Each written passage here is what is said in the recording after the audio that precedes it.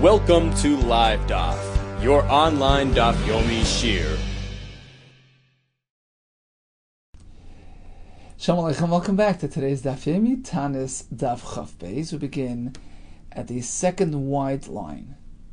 Zok the Gemara, Rabbi Chuzah, Rabbi from the town of Chuzai, Hava Shachiach, B'Shuka de Beilefet. He would often frequent the marketplace in the town of Lefet. Hava Shchiach Eliyahu Gabei. It so happens that Eliyahu Hanavi would very often keep him company. So they were both walking. Rabbi and Eliyahu Hanavi were walking through the shuk of Beilefet. Amar Lei. Rabbi Breka turns to Eliyahu Hanavi. I have a question for you. Ikubai shuka. Can you notice anybody in this marketplace who is bar almada asi, who is considered a ben olam haba? Now, of course, kol Yisrael yesh lahem chelek olam haba. But as the Mefarshim point out, this was a higher level, a madrega in olam haba called ben olam haba. The Rambam and Pirush Mishnah at the end of Maseches Makkos, on the Mishnah which brings the pasuk, Ratzah Kadosh Baruch Hu zakas es Yisrael. The Fichach Hirbalhem Torah Mitzvahs, and the Mishnah brings the pasuk, Shenema Hashem Chafetz Laman Tzidka Yagdil Torah V'Yader.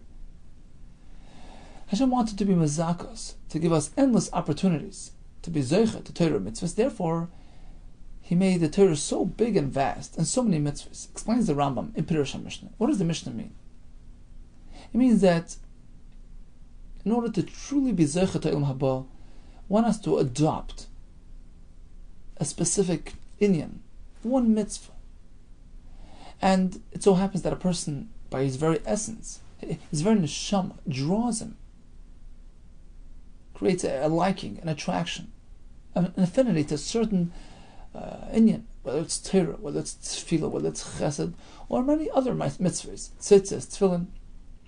And when he adopts that mitzvah in its entirety and fulfills it bishleimus, without any ulterior motives, and with all the pratim, all the details involved, he has grabbed onto that mitzvah, he has absorbed that mitzvah, even if it's just one mitzvah, that he's doing with perfection. That gives him that ticket, that gives him the title called Ben Olam Haba. So, tell me, Eliyahu Hanavi, is there anybody here that qualifies? Amalei, Eliyahu responds, "Lo, actually not. I can't see anybody like that." As they were walking along, Chaza lahu gavra. So you notice this fellow, Dava Saim, who was wearing Masani shoes, uchmi black shoes, black laces, which was a non-Jewish attire. V'lo rami chutat chelta. He wasn't wearing the blue threads, beglimai, in his clothing. So chut chelta is the blue thread of tzitzis. He didn't have tzitzis in his clothing. So he was dressed in a non-Jewish way. But he was Jewish. Amalei Eliyahu turns to Rabbi. Oh, here we have one. Hi bar almada hasiyu. This fellow qualifies as a ben olam haba. Ra'at basrei. This really piqued his curiosity. Rabbi runs after him. Amalei tells him, "My uvdach, tell me what are you involved in? What's your profession? Why are you zeichet to such a high madrega?" Amalei, this fellow responds, "Zil ha'idna v'sal l'machar." Go and come back tomorrow. L'machar, the next day, he greets him again. Amalei, and he asks him, "My uvdach, what are you involved in?" Amalei, he tells him, "I'll tell you the truth. Zan duknana, I'm just a jailkeeper. V'asarna gavri l'chud, I lock up the men separately. Uvnashi l'chud, and the women separately. V'ramina puraya bein hani l'hani. So I separate the groups and I put my bed in between, so that they don't come to intermingle. There's no isurim involved. When I see a Jewish girl, in whom the non-Jewish jail owners have taken an interest, I may say nefesh to save her from them. In fact, it was one day, there was an engaged girl there, Gabon, by us in the jail, in whom the Goyim took an interest. Shakli, Durdaya, I took the shmaram, the leaves, the substance in the bottom of the wine barrel, which is that reddish, brownish substance, Durudaya de Chamra, Vishadoila, and I tossed it to her, Vishipula, on the bottom of her dress. V'amrni, I told the Goyim, keep away this Tanahi. She said, Nida, keep away, it's not for you. Amalek, so he tells this fellow. Rabbi Yehuda asks this jailkeeper, okay, it's all good and well, but why do you dress like a non-Jew? My time is lachuti. Why don't you have tzitzis on your clothing? V'ramas misana uchmi, you wear black shoes. Amalek, he tells him, I need to infiltrate the ranks of the Goyim. I act like an informer, and therefore I have to dress in that way. I have to put on this disguise so that they think I'm one of theirs. Amalei tells him, Ayilna, v'nafikna. I go in and out between the Goyim, kihechi, deloy leidu didana. And I dress in this manner so that they don't know I'm Jewish. What do I do there? I listen into the conversations. Ki havugzazik zirasa, when they enact a decree. Moidan lul rabban, I go out quickly and I inform the rabban, ubo rachmi, and they daven, umavachli l'gzerasayu, and they annul the gzer. As easy as that. 1, 2, 3. I get wind of the gzer, I run out, tell the chachamim, they daven, it's over. Oh my time. Rabbi continues asking him, why is it that when I met you the first day, you sent me away? Ki amin alacha, no, when I asked you, my uvdach, what do you do? Amrslin, you told me, Zilha idna, salamachar, go and come back tomorrow. What was that all about? Amalei, he tells him, I was busy with a mitzvah, by his shata. At that very moment, Gazik Zerasa, the Goyim were involved in making a gzera against the Jews. V'aminan, I figured, first things first. Bereisha Ezel, let me quickly go, Va'ash Malul Rabban, and inform the Rabbanan about what's going on. The L'boy Rachmila, the Mosa. So that they daven and annul the gzera. So this was his great mitzvah that he was Meiser Nefesh for. This is his ticket to Elam Haba. He's just a plain jailkeeper. He got no prestige or honor from what he used to do in a concealed way, hidden from public view, out of limelight. This was truly L'Shem Shemayim. This was a mitzvah bishleimus. That's why he was a ben Olam Haba. As they were talking, also Hanach Trei, Achi, 2 brothers were coming along in this marketplace. Amalei. Elio once again turns to Rabbi Yehuda, Hanach Nami. You should know, by the way, these 2 brothers as well, Bnei Almadas and Ninu, they are considered Bnei Elam Haba. They're also great people. Azul Gabayu. So he's gripped by curiosity again. He runs over to them. Amalei, when he asks them, please tell me, Maya Ivdaichu, what great deeds do you do? Amalei, they tell him, no, we're just simple comedians. Inshi beduchianan, we're just happy, jolly fellows. Mevadchina, not sivi. We lighten up the mood of sad people. We use our power of humor and comedy to make people happy. Inami. Additionally, ki chazina betrei, when we notice 2 people, the islo tigra badayu, that are involved in some sort of fight, tarchina, we make that effort. U'avdinan luhu shlama, and we use the power of comedy and humor. We make a joke or 2, we lighten up the mood. And we bring peace to the 2 former adversaries. So, once again, these people were Bnei Elam Haba because what they were doing was L'Shem Shemayim. Not something that garnered much respect, much covered. It was totally L'Shma, totally dedicated to the task at hand, to the mitzvah they were doing, which they did b'shleimus. And therefore, they were zecha to be Ben Elam Haba. Al elu masrin b'chal makom. Tanu Rabban. Al elu masrin b'chal makom. When anywhere, any makom is experiencing this calamity, this difficulty, that rings bells, creates a warning bell. Anywhere else, because this type of tzara can spread. Ala shidaf and wind-blown tvua, val yirokin, greenish tvua, val arba v'chosel, grasshoppers that showed up anywhere. That can spread. So everybody has to be masrian. Fasting, blowing the shofar, etc. Val chayara. Or they experience wild animals. Rabbi Kiva Eimer, ala shidafan, val yirokin b'kolshur. Even if it's just a small amount of shidafan val yirokin, it's enough to create concern. Arba v'chasel, when it comes to grasshoppers, afilu le'nira Eretz Yisrael elo kanaf echad. Even if they only notice one kanaf, Rashi says a kanaf is a lashon of one bird, one grasshopper. Masrin alein, that's enough to throw them into high gear, masrin, to counter the gzir. Al chayra, what's considered chayra? Anytime they spot a wild animal, or is it more than that? The Gemara will tell us, well, only if it appears like it's threatening somebody. See, naturally, an animal is meant to have pachad from a human being. But if it presents in a brazen manner, in a threatening manner, that's called chayra, which poses a great concern. Tanarabon, chayra she'amru. The concern about chayra is only bizman shehi mishalachas, when it's heaven sent, when it's clear that it's min hashamayim. Masrin aleh, that's when they're masrin enu mishalachas. But otherwise, if it's just a naturally occurring thing, it doesn't appear like it's sent from heaven. It doesn't present in a threatening manner. A masrin aleh, there's no reason for concern. How do you define what's what? Ezahi mishalachas. Vezahi she'enu mishalachas. What's called mishalachas, which presents a concern? What's called enu mishalachas, which does not present a concern? It depends where it is. City, the forest, the swamp. We have 4 levels. Nearest be'ir, if the animal is spotted in the city, in a built-up area, totally unnatural, that is mishalachas. Apparently, there's a gzera. It's a warning min hashamayim.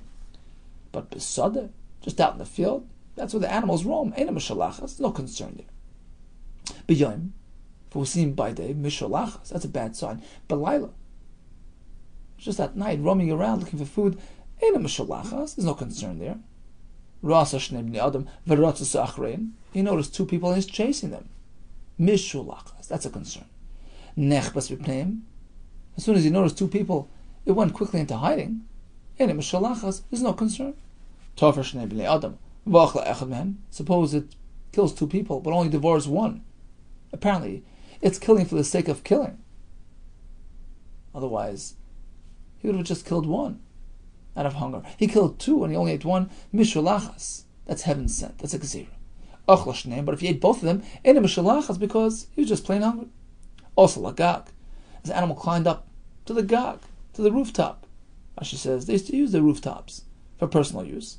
So climbed up to the roof of a dwelling, that's not typical. But not lotinik marisa and grabbed a toddler from the crib. Mishalachas, that's a concern. Now let's go back and analyze the bris. Hogo for kasha, which seems inherently difficult to understand. First we say amris niras habir mishalachas. The animal was spotted in the city, that's a concern. Apparently, it's irrelevant whether day or night. Loishna b'yom, loishna b'layla. In a city, a wild animal has no business. And then we make that distinction between day or night. If it's b'yom, that's a concern. B'layla is not a concern. So which way is it? Is the city a concern regardless of day or night? Or is it only day and not night? Like Kasha, the answer is, we're speaking about different places. The Bryce meant like this. Nerasa be'ir, if it was sighted in the city, then it depends when. B'yom mishalachas, by day is a concern. Be'ir b'layla, in a mishalachas. But in the city at night, there's not much traffic going on. The animals don't have that fear of human beings, and therefore it's not a concern. If an animal is spotted, even in a city street, so by day is a concern, but not at night. Inami, alternatively, the Brisa continues, Besada, afilu b'yom in a mishalachas. If it's seen in a sada, which is where an animal is typically meant to be, it's close to his habitat, and therefore over there, even if you see it by day, that's not a concern. So that's what the Brisa meant. In a sada, there's never concern, just spotting a wild animal. In the city, it depends. During daytime, that's a concern. What's he doing? Roaming around between people. But at night, streets are pretty much empty. He doesn't feel threatened. He might show up occasionally, even in the city. Now the Brisa continued. He noticed 2 people and chased him. Mishalachas. It's a sign of danger.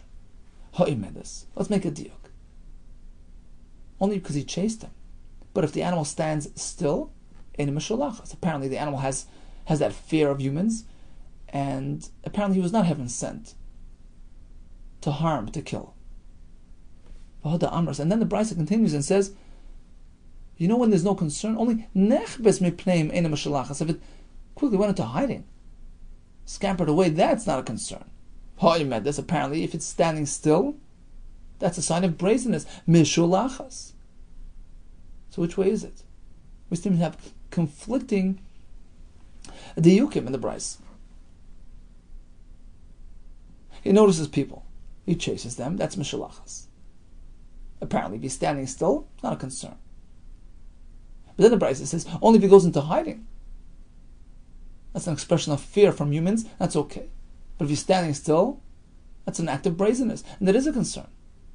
So standing still is or isn't a concern. Like Kasha, the answer is, it depends on the location. And the Brisa was alluding to two different locations.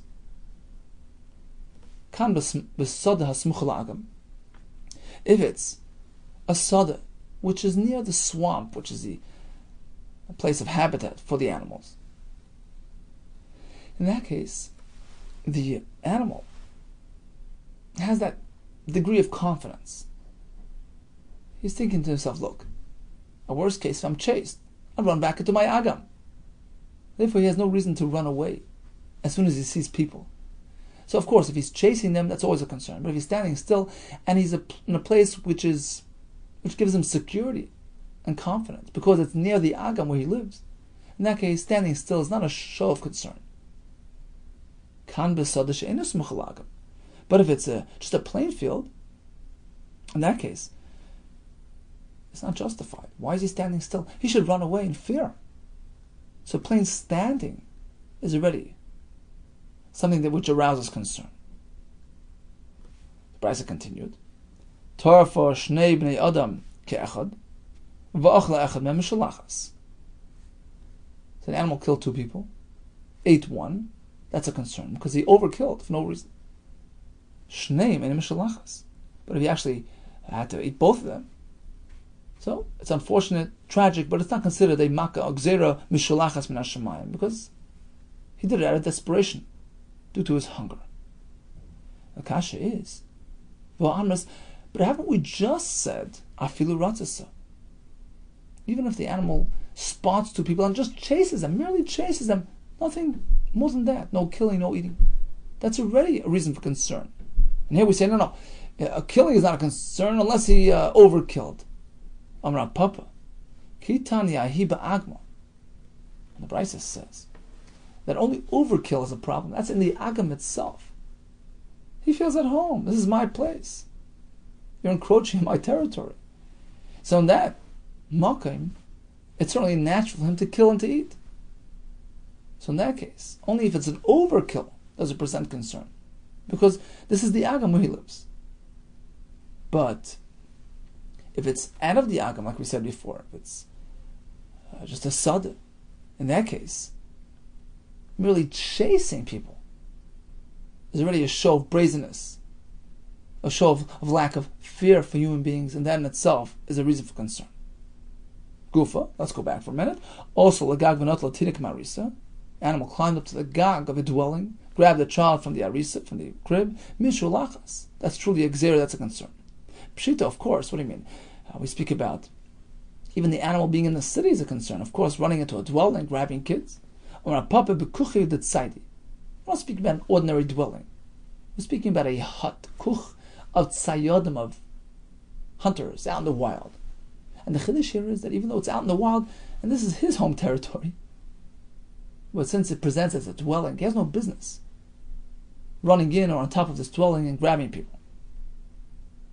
So bottom line is we have 4 levels when it comes to chayira. How do we determine whether it's mishulachas? Well, it depends where it is. In the city, any sighting by day is a concern. In a sada, a regular sada, the animal sees 2 people and stands still, doesn't run away, that already is a concern. Because he shouldn't feel overconfident just in a plain field. Sees 2 people, he should run for his life. In a sada, which is smuch al agam, near his natural habitat, near his home territory, there the animals infused with an added element of confidence. In that case, standing still is not a concern. The concern is only when he chases 2 people. And in the Agam itself, that's really his home territory. Even chasing or killing, devouring people, that's just natural for him. But if he overkills, that's a true concern. And of course, we ended with the case of the Gag, meaning any dwelling, whether it's a true house or it's a hunter's hut. He has no business interfering, and if he does, that's called Mishulachas. Ala Cherev. So if there's Cherev coming through the town, that's critical. They have to set the efforts in motion, get going, get into high gear, Masrian, to counter this Gezerah. When we speak about Cherev, of course, needless to say that if it's a threatening army, that's true reason for concern. Even if it's a peaceful army, they're just taking a detour through this town, through the city or the country, to get to their battlefield. That's also reason for concern. How do we know? There was no greater. Cherev shel Shalom, an example of a peaceful march. Than the incident involving Par Nechoya took his army through Eretz Yisrael just as a shortcut to get to Asher, who he intended on battling. Even so, look what happened. Look what a tragic ending it brought. King Yeshio, the tzaddik, was killed as a result of that incident. And therefore, says the Gemara, even a Cherev she'eino shel Shalom should be countered through intense efforts of Taanis, Tefillah, and Shefaris. Shenem, vayishnach elav malachim leima. Par Nechoya sends a message to Yeshio. Don't interfere with me. I'm not threatening you. Leimar. Ma li v'lach melech Yehuda. What do we have between each other? There's nothing going on between us. Lo yalech ato hayayim. I'm not coming to threaten you. Ki el beis malchamti. I'm just going to my battle, to Ashur. Velehim amar lav aleini. I got a message from Hashem. Perhaps Yirmiyah told him, hurry up. I got to take the shortest route through Eretz Yisrael. Chadalacha. Let go. Don't bother me. Me'elim asher imi. Don't interfere with the God that's with me, that way the Zorah. V'alesh chasecha. For he might go and destroy you. Now, what did he mean? My Elohim asher imi. What was he referring to? Omar Yehuda Marab, Zoved Zara.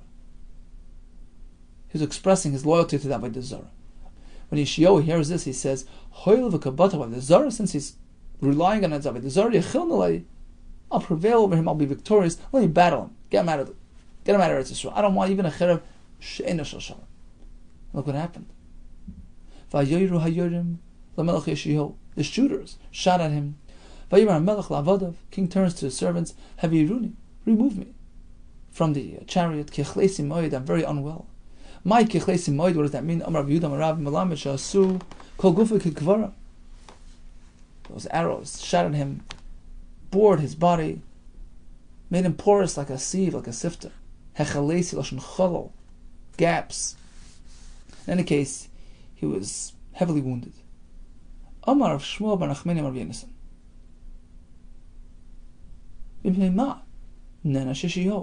What did he do wrong?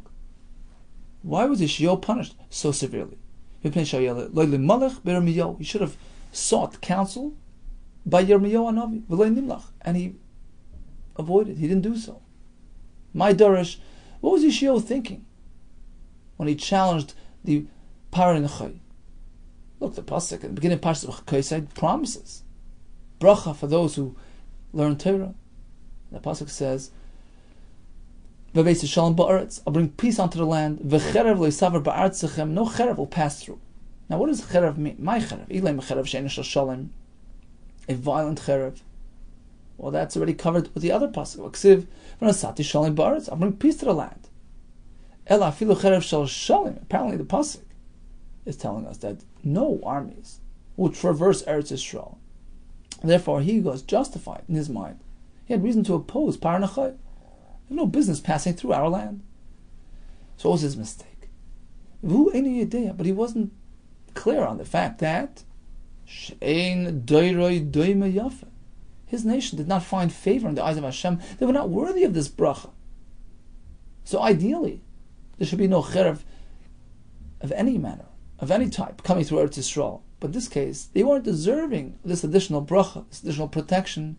Therefore, he should have sought advice from a Yirmiyahu, who would have advised him to let go. When Yeshio, who was heavily wounded, was passing away, Yirmiyahu took notice of his lips to come a reaction which were moving, which were mumbling.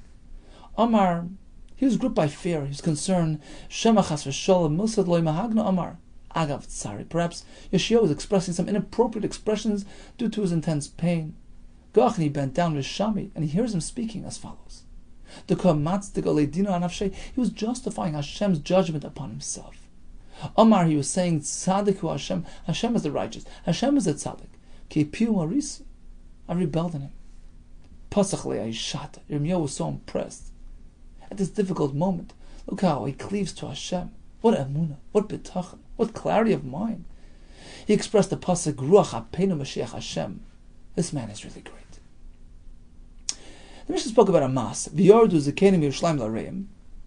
So they visited their towns in Eretz Yisrael, and they noticed a small amount of wind-blown tvua, dried up tvua, damaged tvua. Only a small amount, k'mloi tanur. A maloi tanur. What does that mean? Yiboilu, the Bnei Yeshiva wanted to know.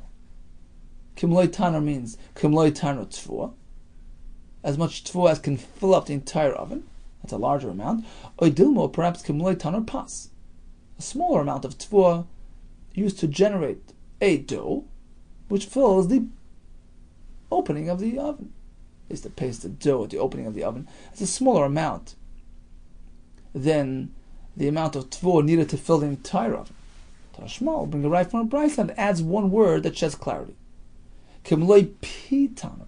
They saw damaged tvua. Kimloi pi tanur, as much as fills the pi of a tanur. Apparently, this is not tvua that can fill the entire tanur itself, because it says kimloi pi tanur. Pi is the opening of the tanur. Tvua doesn't stick at the opening. It must be the dough, which is pasted at the opening. So enough tvua used to form, to create a piece of dough, which can be pasted at the opening of the oven. But it's still not clear. What does pi tanur mean? Kekesui de tanur.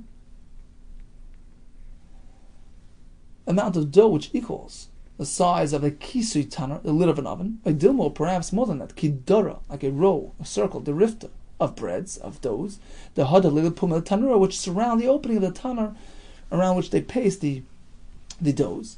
So it's more than just one piece of dough the size of the opening. We're talking about doughs which can be pasted all around the opening, many, many doughs. So it's a bit more than that. Teku, we'll leave it as a shaila. Void gazru Taanis al shachlus evim. Amar ula mashum Rab Shimon Yitzadek. Masa, there was an incident of baluz evim, 2 wolves swallowed up shnei tinokas, 2 toddlers, v'ikiyim, and after a day's time they spit them out derech beis harei, with the waste. Well, masa the shaila was presented to the chachamim. They wanted to know whether it's considered like a mace, and is it mitzame? V'tiaros habasar, they consider the basar of these tinoikas to be tar from tumas mace, because once it goes through the system, it spends at least a day inside the digestive system of these animals. They are no longer regarded as basar, which is matame tumas mace. However, the timu is atzameh. The bones was still considered tameh, because bones are more durable and they hold their own, even though they went through the system. And still matame tumas mace. Al elu masrin b'Shabbos.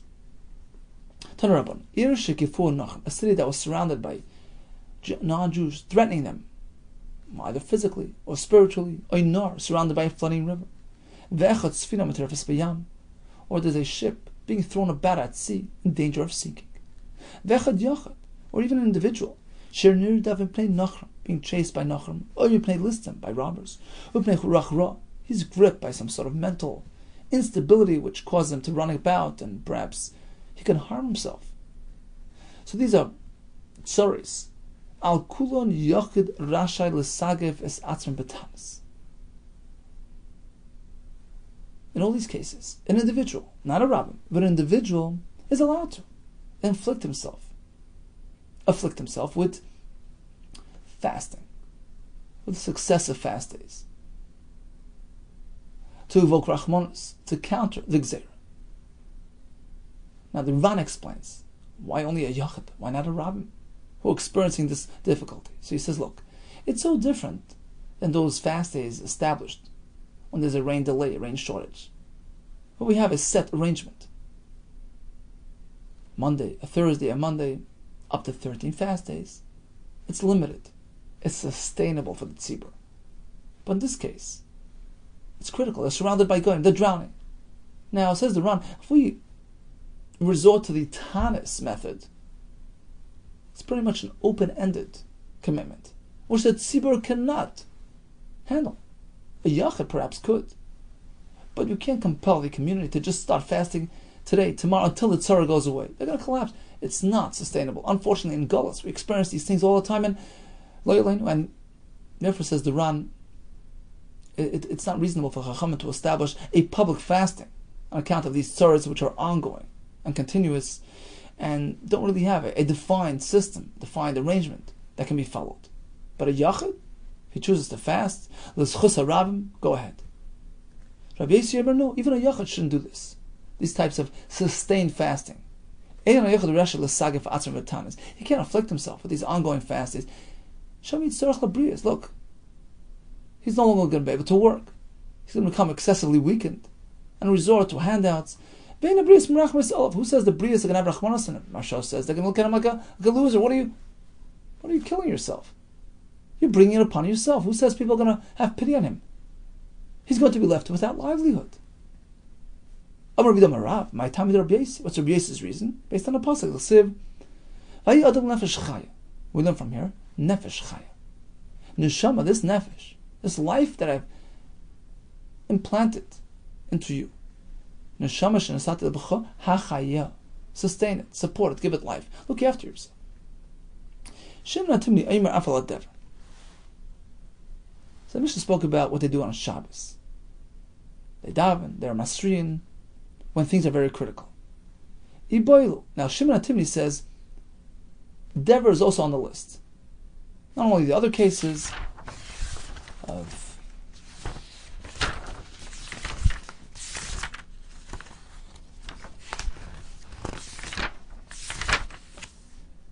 a city surrounded, right? The case that we just had, or shipping thrown about. Even Dever qualifies for Masrin, for calling out, for davening to Hashem. Now that halacha was referring to Shabbos. Now Chacham say no. Chacham did not agree with Shimon HaTimni. Don't put Dever, don't put a plague on that list. The question was like this: what do the Chacham mean? Chacham b'Shabbos. Chacham did not agree with Shimon HaTimni regarding Shabbos. So he holds that even if there's a Dever on Shabbos, that justifies getting together, calling out, davening to Hashem. And Chacham disagreed with Shabbos. But during the weekdays, you're certainly meant to be masriin. Or perhaps they entirely disagreed with him, whether it's Shabbos or weekday. Don't be masriya for a dever. The san Tashma, let's bring it right. The san masriin al dever b'Shabbos. Dever qualifies as a reason for masriin to take drastic steps, to call out to Hashem, to gather together in a communal tefillah, to mevatel the dever on Shabbos, and certainly, of course, during weekdays. This must be Shitas Shimon HaTimni. Rabbi Chanan Pitam, Talmidei Shel Rabbi Kiva, Mishum Rabbi Kiva Eimer, Ein Masrin Al Dever Kol Ikar. He holds that Dever is not a reason for Masrin, whether Shabbos or weekday. So it's pretty clear the Chacham disagree entirely. You are not Masrin on Dever, whether it's Shabbos or weekday. Now you may ask, what's wrong with Dever? Meaning, Dever is a pretty serious condition. People are dying right and left. Why would you not address it? Through tefillah, etc. So some Rishonim actually learn that the Makam which is experiencing Dever, of course, they resort to all kinds of measures to counter the Gzeira. This Gemara is speaking about areas which are outlying, surrounding areas, which aren't actually affected by that plague.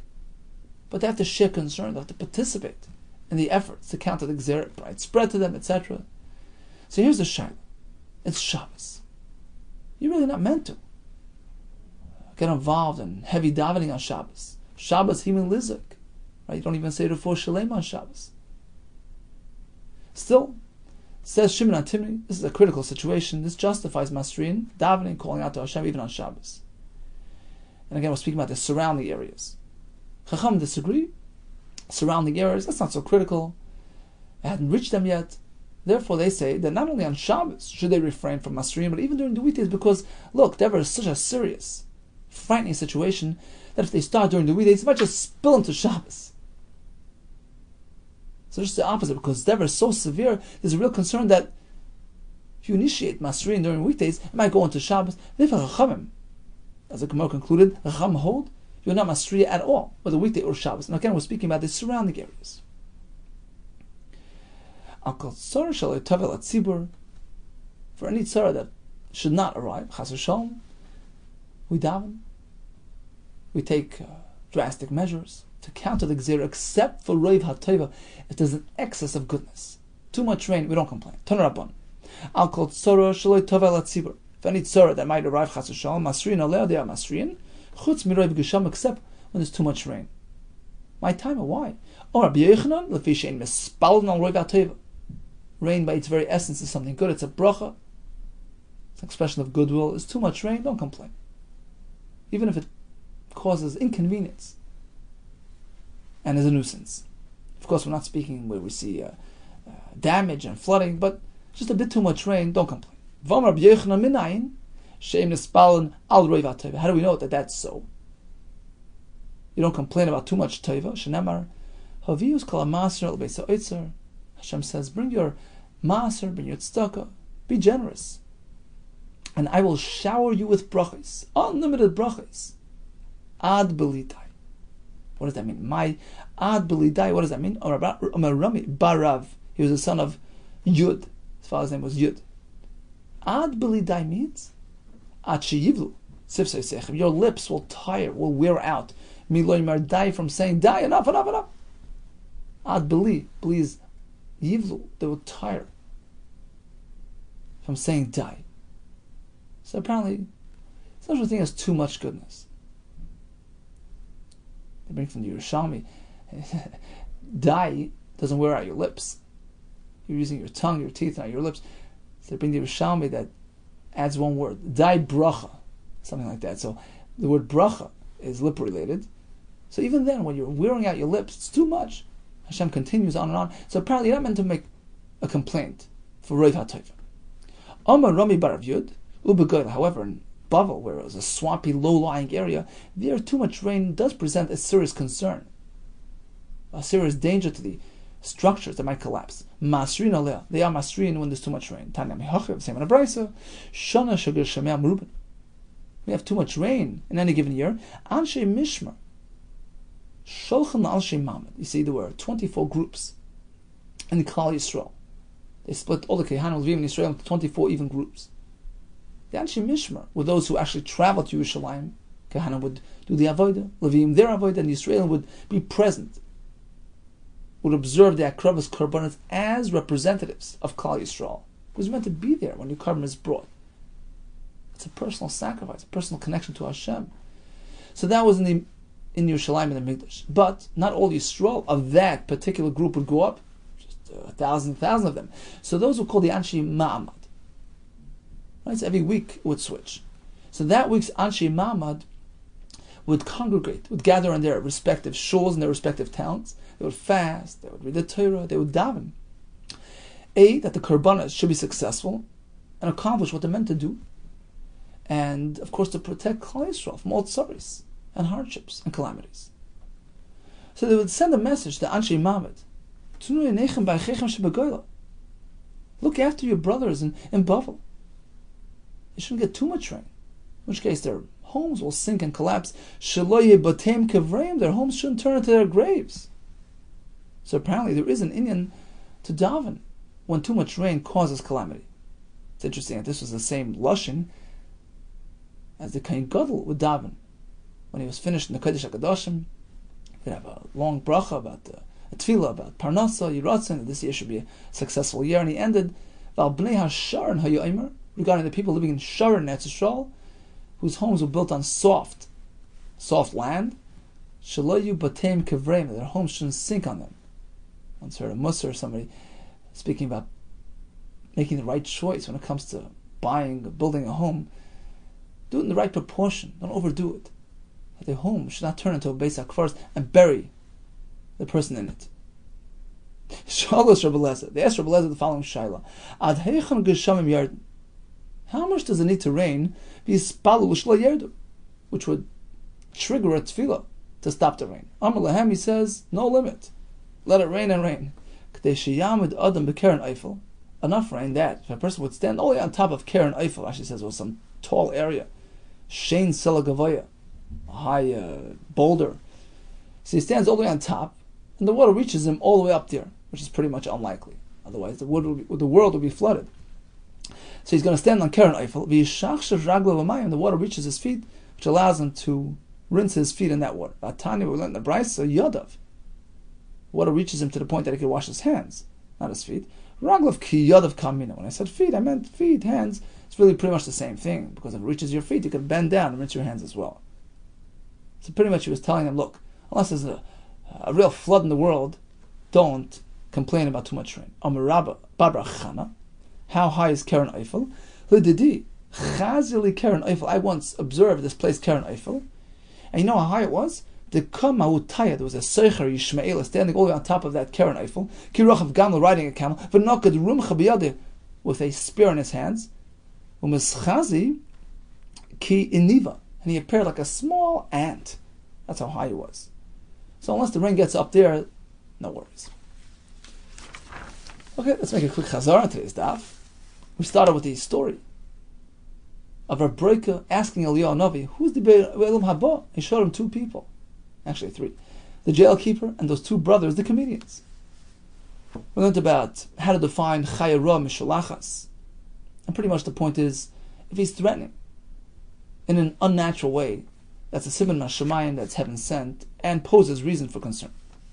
Even a Cherev Shel Shalem should not be coming through Eretz Yisrael. We learned about a critical, constant Tzarach Chas v'Shalom, which really would require fasting, but the tzibur does not, and even a yachid, according to Rabbi Yosef, should not fast because he might not be able to support himself. We learned regarding a dever situation, regarding the neighboring towns. Some say you always fast, some say never. And actually, there's another sheet in the Mishnah, which according to some Rishonim learn that it's dafka b'choil during weekday, not on Shabbos. So according to that sheet, it's a Rishonim. The machlekes is regarding the actual city itself, which is experiencing a dever. The question is, do you do Masrin? Do you never do Masrin? Or only during the weekdays? And we learned that regarding Roiv Geshamim, well, in Eretz Yisrael, we never complain. But in Bavel, where they can be adversely affected, very severely affected by too much rain, what does the Mepharshim point out? By the same token, any circumstance where too much rain brings about tragedy, wreaks havoc. That's like Bavel in this case, and therefore we do resort to tefillah to perhaps stop that rain. B'surus Tevis and Hatzlacha Rabbah to you.